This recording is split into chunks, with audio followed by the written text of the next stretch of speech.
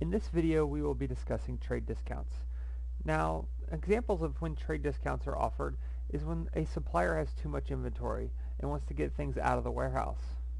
Then he might go to a buyer and say, hey, how about you make another purchase and we'll offer it a discount. Another possibility is if a competitor comes into town and is trying to steal away your business. You might go to your client and say, hey, I'll give you this discount just to keep you as a customer. Now the way trade discounts work is we find the net cost by taking the list price minus the trade discount times the list price. Let's look at an example. A refrigerator has a list price of $419.99 and a trade discount of 30%. What is the net cost? We plug it into our formula. It's $419.99 minus 0.3 times $419.99, which gives us a total of $293.99. Right, so the refrigerator has a list price of $419.99, but they're actually willing to sell it for $293.99. Now these discounts don't have to be offered just once. They could be offered in succession. These are called series discounts. An example of a series discount is a salesman is known for offering a 20% trade discount, but he's talking with a buyer and the buyer is saying, no, I'm not interested right now. The salesman, in interest of making the sale, might then say, well, how about if I give you another 10% off? This might make the buyer say, okay, yeah, I'll do that. That's called a 20-10 discount. Now the way series discounts are computed is first we take the first discount, the 20% off, and calculate the net cost, and then we take the 10% from that. So if we look at another example, we have a competitor coming in with a comparable refrigerator with the same list price and has this 20-10 trade discount. Is that the same as the 30% in the first example? Let's take a look. Right, so the cost after the first discount is $419.99 minus 0.2 times $419.99 to get $335.99.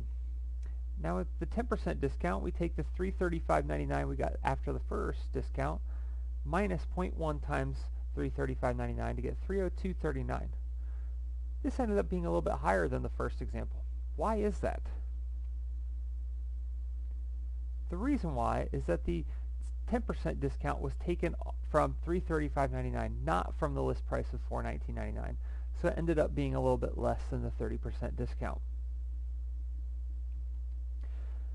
Alright, so it would be nice if there was a way to compare these without having to find the net cost.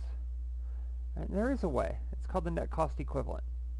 To be able to get to the net cost equivalent, we first have to talk about the complement of a discount, which is 100% minus the discount. Then the net cost equivalent is found by multiplying the complements of the individual discounts. And that will give us a way to be able to compare it to a single discount or to other series discounts. And then once you've found the net cost equivalent, to find the net cost, you take the list price times the net cost equivalent. Let's go to another example. All right, this is looking back at example 2, but using the net cost equivalent way of calculating it. So first we need the complement of 20%. So that's 80%. Then the complement of 10%, 90%. Now we multiply those together. So 0.8 times 0.9 gives us 0.72. Before we calculate the net cost, let's think about what that net cost equivalent means. Well, what it turns out it means is 1 minus 0.72 is 0.28, so a 20-10 series discount is the same thing as a 28% single discount. So now the net cost for $419.99 times 0.72 is $302.39, the same result we got in the second example.